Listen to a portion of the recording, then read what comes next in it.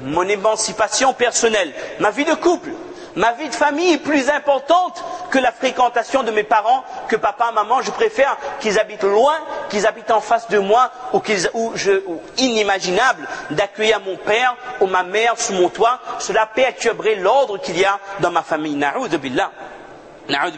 Alors là, on va employer une servante, une aide ménagère, comme on appelle ça. Il y a un terme spécifique, je ne sais plus, une assistante sociale ou quelqu'un qui vient à domicile. Il va s'occuper des parents. Mais on réfléchit un petit coup là. Les récompenses qu'Allah Ta'ala promet dans le Coran, c'est pour les enfants ou bien pour la servante? C'est pour les enfants ou l'assistance sociale?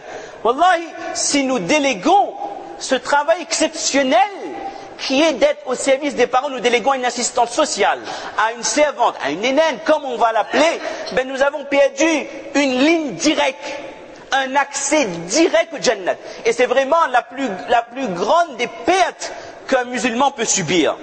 Il ne sait pas qu'est-ce qu'il est en train de perdre. Et pire encore, un enfant, jeune homme, jeune marié, jeune parent, qui abandonne ses parents, qui ne donne aucun intérêt à ses parents, il n'imagine pas qu'est-ce qu'il encourt comme punition. On va pas dire les punitions, on va dire tout le temps là pour faire peur. Hadith d'Abu Huraira, ça m'a dit que malheureux cet homme, c'est-à-dire ce musulman, adraka abawayhi inda al-kibari ahadihima ou kilayhima falam yudkhil al-jannah. Cette personne qui avait des parents âgés et qui n'a pas su obtenir le paradis par le biais de ses parents. Ça veut dire que si on a des parents âgés, comme on a dit tout à l'heure, wallahi al-azim, vous faites le khidmat de ces gens, c'est votre passeport, votre ticket direct pour le Jannat. Et pire encore, le prophète monté sur le mimbar, Mufti a dû citer ce hadith. Amin, le hadith très connu. La malédiction de l'ange Gabriel, Jibril salam, le meilleur des anges, que le prophète salam a accepté. Il a dit Amin, la meilleure des créatures a dit Amin pour cette malédiction. Dans la meilleure des terres, Madina Munawwara, sur le mimbar de la Masjid Nabawi, malédiction pour cette personne, man adraka abawayhi, qui a vécu et qui avait des parents âgés et qui n'a pas eu le respect envers ses parents pour accéder au paradis.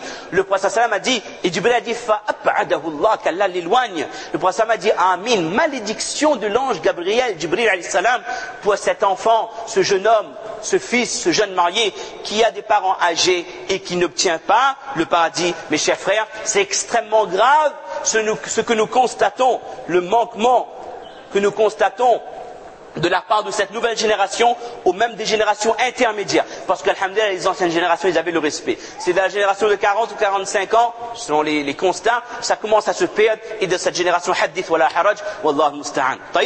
Et le manque de respect, comme Mufti Sahab a dit, ça fait partie des péchés majeurs. Un sahabi au prophète d'Allah, dis-moi, quels sont les plus graves des péchés? Le prophète a dit, le shirk, et ensuite, la désobéissance envers ses parents. Et il y a un hadith exceptionnel en commentaire. Un verset dit que si en commentaire de fala taqul lahuma ouf, ce verset très connu, il dit que si Allah Ta'ala savait qu'il existait un mot moins grave que ouf en français, on pourrait dire d'accord? Ça, c'est des onomatopées. Chaque langue a ses manières d'exprimer. Si Allah Ta'ala savait qu'il existait un terme moins grave que ouf ou que le d'accord? Allah Ta'ala l'aurait également interdit. Et puis il dit que celui qui désobéit à ses parents, il peut faire ce qu'il veut comme bonne action. Il dit, allez, faites autant de bonnes actions que vous voulez. Si vous désobéissez à vos parents, il n'accédera pas au Jannat. Autant d'actions qu'il pourra faire, il n'accédera pas au paradis. Et il y a une parole, je pense qu'on va terminer là-dessus, une parole merveilleuse de Mujahid, qui est le cheikh d'Ibn Kathir, grand commentateur du Coran. C'est une parole en or. Pour lui, le tafsir, mais ce tafsir c'est trop compliqué, jamais on ne pourra pas faire. Il dit qu'on ne pourra pas mettre ça en pratique. Comment est-ce qu'il commente fala taqul lahuma ouf? Il dit que si vos parents sont âgés et qu'ils sont malades et qu'ils n'arrivent plus à se retenir, leurs muscles ne répondent plus, qu'on dit en termes médicaux, ils sont atteints d'incontinence urinaire, ou même fécale, que les parents, ils font leurs besoins dans leurs vêtements. Ne dites pas ouf lorsque vous allez donner la toilette, vous allez nettoyer vos parents, mais pensez comment vos parents, lorsque vous étiez petits, ils nettoyaient de nos gens, on dit les couches, comment ils s'occupaient de vous pour votre toilette intime et jamais ils disaient ouf. Ça c'est dur ça. Pour Mujahid, le fait de ne pas dire ouf, c'est pas juste quand les parents ils vous disent des trucs déplaisants. C'est quand vos parents sont âgés et qu'ils n'arrivent plus à se retenir pour leur toilette. Vous allez nettoyer, vous allez baigner vos parents sans même soupirer. Ça c'est ce que Mujahid il dit sur le sens de ouf. Maintenant, en quatre phrases, comment agir correctement envers ses parents. Je vais vous dire, il y a un menu costaud, on ne peut pas faire ça, wallah, c'est difficile. Certains on peut, mais à nous de voir, lorsque je vais citer, qu'est-ce que je fais, qu'est-ce que je ne fais pas. Tout ça c'est les ulama qui disent, ne jamais appeler ses parents par leur nom. Si papa appelle Yacoub ou Ismaël, je dis pas Yacoub ou Ismaël, ça ne se fait pas. On n'appelle pas nos parents par leur nom. Alors, n'en parlons plus, ceux qui disent à leurs parents, t'es le vieux, ou alors maman, la vieille, ça c'est inconcevable. Mais quel cœur il y a dans cet être humain pour appeler son père le vieux ou la vieille. Quelle que soit la langue, qu'on parle en anglais, en espagnol, en chinois ou autre chose. Même avec nos amis. Là, qu'on parle directement, même avec nos amis. Parfois, il y a des enfants, ils ne disent pas ça à leurs parents. Mais entre camarades, peut-être c'est pour épater l'autre, pour faire, comme on dit, le coq. Ça va, le vieux là, en train, la vieille dit, elle a acheté le pain, elle a fait les courses. Wallahi, ça ne se fait pas. Il y a le hadith qui dit, Abu Huraira avait vu un homme marcher derrière un autre homme. Il a dit, qui est cette personne? Il a dit, ça c'est mon père. Il a dit que la tad'u bismi, ne l'appelle pas par son nom.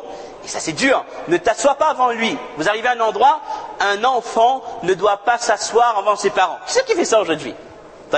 Wala tamshi amama, et ne marche pas devant ton père ou alors devant ta mère. Autre chose, en commentaire de hadith il dit, ça c'est Mujahid toujours, il dit que ne présentez jamais un visage, comment on pourrait dire, antipathique ou déplaisant à vos parents.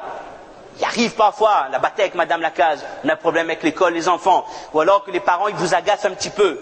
Même si on ne dit rien, il a dit qu'il ne faut pas quand vos parents vous voient, ils détectent à travers votre regard que vous êtes agacé. Et personne ne connaît mieux ses enfants que les parents. Quand votre enfant est malade, vous voyez dans ce regard. Il dit, présentez toujours un visage souriant à vos parents. Ne les tournez pas le dos.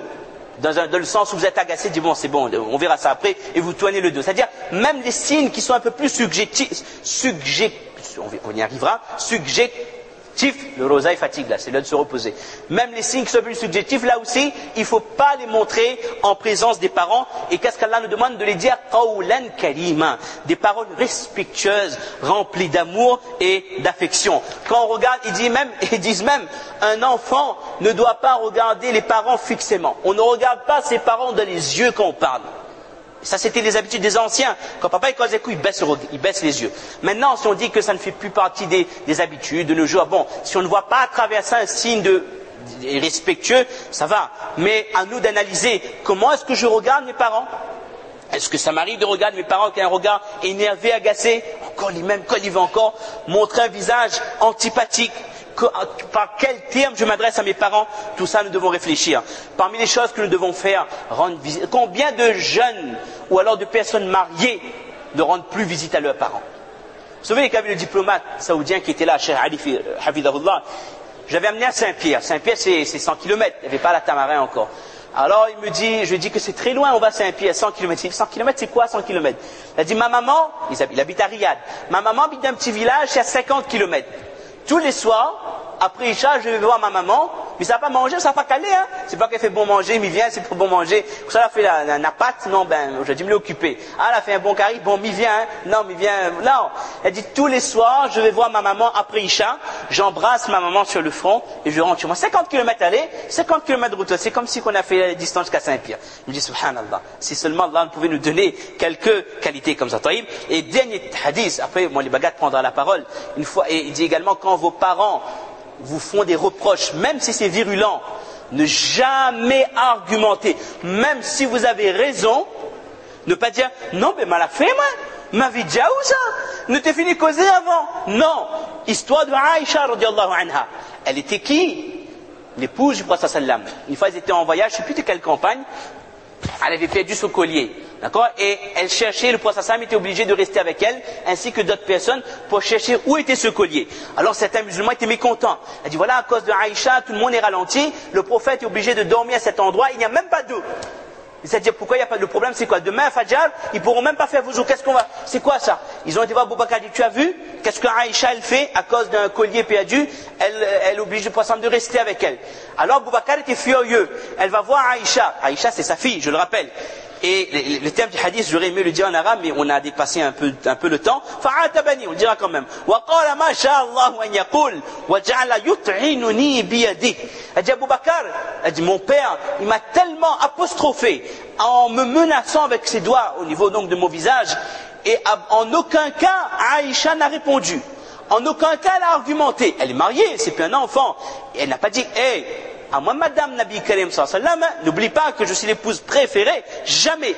Elle n'a pas dit non plus que mon mari est d'accord. Si elle avait dit ça, Abu Bakr n'aurait plus d'argument. Si le prophète décidait quelque chose, on obéit. D'autant plus Abu Bakr. Elle aurait pu dire que, oui, vous n'êtes pas content, mais Nabi Karim, prophète d'Allah, est d'accord qu'on reste ici pour chercher le collier que j'ai perdu. Elle ne l'a même pas dit. Elle m'a dit, comprenez à travers cette histoire que même si vos parents vous apostrophent à tort, un enfant, quel que soit son âge, n'a pas le droit de répondre ni d'argumenter, même s'il a 100% raison. Qu'Allah, mes chers frères et mes chères sœurs, nous donne tawfiq de comprendre. Vous savez, il y a une petite anecdote, ça c'est vraiment exceptionnel. C'est ce genre de parole qu'on doit écrire en lettres d'or, qu'on doit apprendre par cœur. Ça rejoint le hadith que Mufti Yassine avait dit. Il y avait un autre cas, une personne a dit, il dit au prophète d'Allah, ma maman habite avec moi, elle est vieille. Je lui donne à manger avec ma main. Je le fais boire parce qu'elle est âgée, d'accord? Et quand elle a besoin de sortir, je porte ma maman sur son dos. C'est bon maintenant? Est-ce que j'ai fait ce que je devais faire? Le prophète me dit non, même pas le centième de ce que tu devais faire. Mais ce que tu as fait, c'est bien. Tu as bien agi. Le prophète m'a pas dit tu t'es acquitté de tes droits. Tu as bien agi avec ta maman. Et Allah Ta'ala te récompensera beaucoup pour le peu que tu as fait. Nous, on est à des milliers de kilomètres de ça. Qu'Allah, Wallahi, si Allah n'a pas pitié